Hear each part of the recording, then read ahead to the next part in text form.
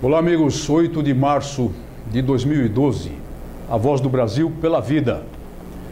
Temos uma boa notícia de Brasília, Distrito Federal. Estava montada para hoje uma audiência pública relacionada também com aquelas alterações à reforma do Código Penal, a que nos referimos no último programa, e que causou aquela suposta audiência pública, aquela pseudo-audiência pública presidida pela comissão de notáveis juristas que deverá apresentar o anteprojeto do Código Penal aqui em São Paulo. Mas, nessa ocasião, em Brasília, houve uma tal mobilização dos movimentos pela vida, com presença maciça nas dependências do Senado da República, que, por, digamos assim, artes do improviso, acabou não ocorrendo essa audiência pública. Eu tenho o direito de imaginar que a audiência pública não aconteceu porque as pessoas interessadas em enfiar goela abaixo esse anteprojeto contra a vida, não é pró-vida, é contra a vida, porque querem impor eutanásia, querem impor aborto amplo, geral e irrestrito, quer afrouxar as penas para os crimes de infanticídio, percebeu que não teria maioria para fazer a gritaria que foi feita aqui na sede do Tribunal de Justiça do Estado de São Paulo.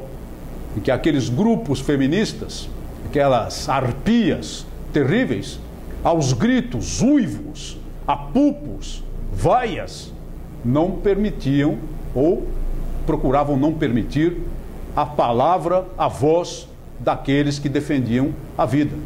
Então a audiência pública não aconteceu pela mobilização dos pró-vida. Isso é um dado extremamente positivo e eu quero aqui expressar os meus melhores cumprimentos aos nossos combatentes pela vida lá do Distrito Federal e talvez até do entorno, talvez até do estado de Goiás, que tenham estado lá presentes. Parece que estão tentando transferir essa audiência pública para amanhã, sexta-feira. Então eu peço a todos que se mantenham mobilizados, peço aos nossos combatentes que se mantenham alertas, que compareçam, que acompanhem o noticiário do Senado Federal para evitar o que às vezes acontece. Certas audiências públicas, entre aspas, feitas um pouco a portas fechadas.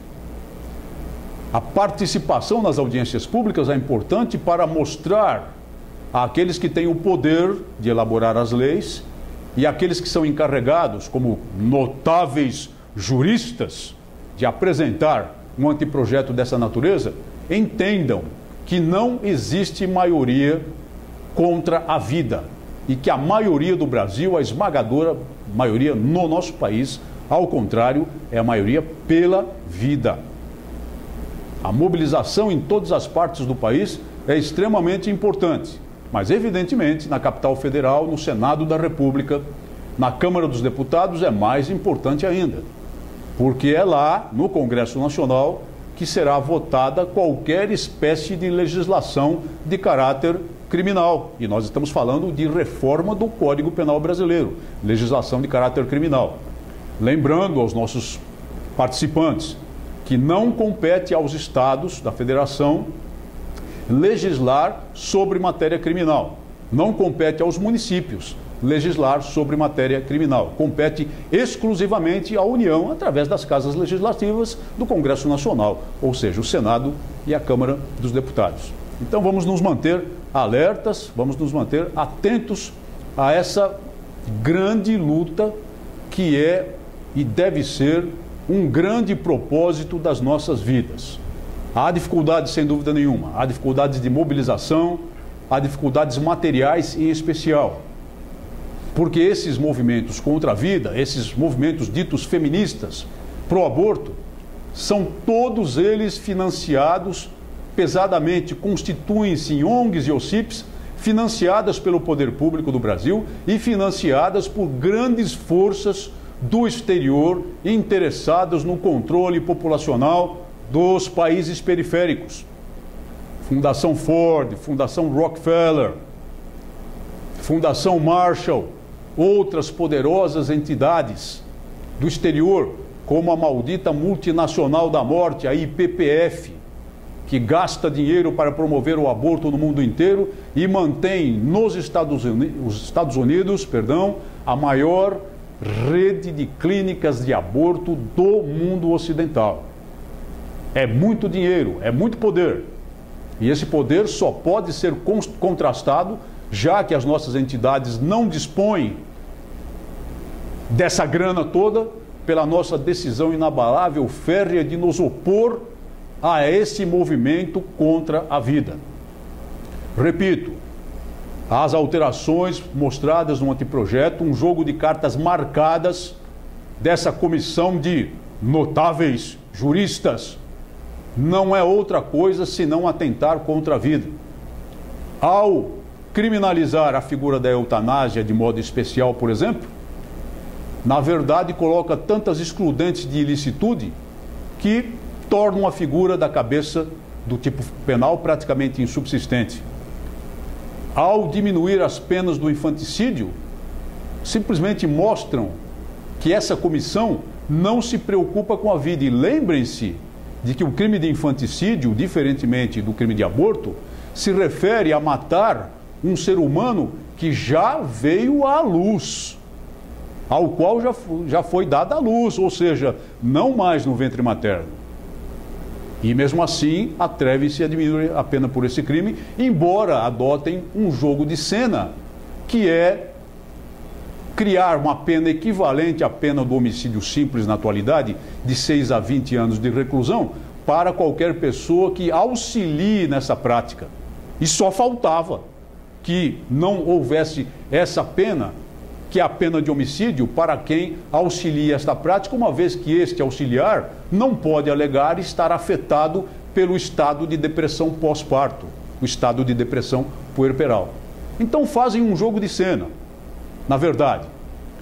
E ao mesmo tempo que mantém o aborto como crime, o que não é o desejo desses grupos feministas, eles querem que saia completamente essa figura do Código Penal, também tratam de estabelecer tantas exceções, tantas exclusões de ilicitude que tornam insubsistente, na verdade, a figura principal. E mais, acabam propiciando um afrouxamento ainda maior, impondo a figura do aborto permitido por decisão da própria mãe que tem aquele ser humano no ventre materno, onde ele deveria estar protegido. É tudo um jogo farisaico, é tudo um jogo falso, terrível.